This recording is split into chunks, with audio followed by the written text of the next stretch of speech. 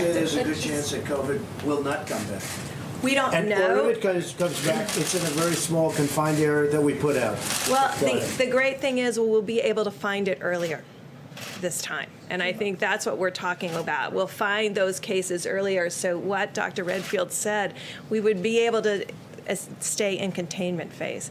And what we're also hoping, and we talked about this about 4 or 5 weeks ago, that we're hoping that the flu infections also go down because people are much more aware of respiratory illnesses and how to protect themselves. We want you to get your vaccine, but we also want to also protect individuals from getting the flu because of the vulnerability we know in certain populations to flu and the devastating outcomes to flu. We could prevent and decrease both of those things.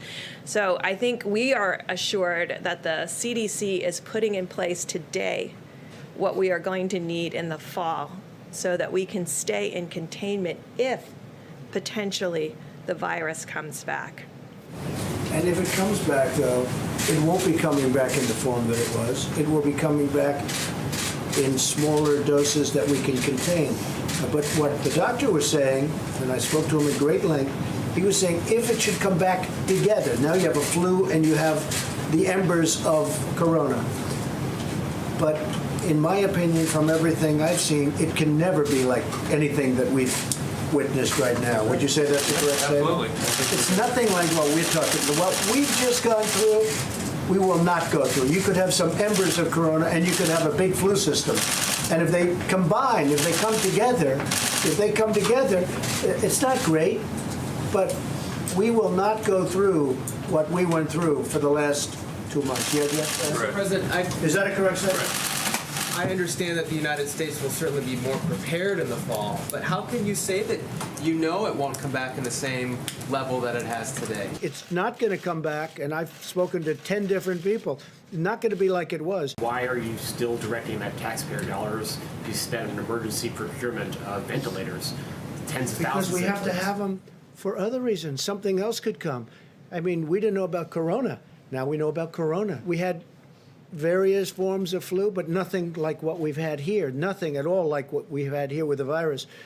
But something could happen. I think that the stockpiles, we're making hundreds of thousands of ventilators right now. Nobody writes about that. You know, at the one time, all they talked about was ventilators, right? Because you didn't think it was possible for me to solve that problem. But they all said to me one thing: it was incredible that you solved the ventilator problem, because that was a big problem.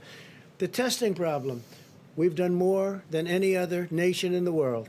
And when we became the king of ventilators, we're making different factories all over ventilators. But you guys don't ask me about ventilators anymore. Who's unhappy that Everybody, ventilators everybody, are being made? because you never mention it. You never mention it. There's no stories. What a great job we've done with ventilators. We're now supplying ventilators all over the world because no other country could have done what we did.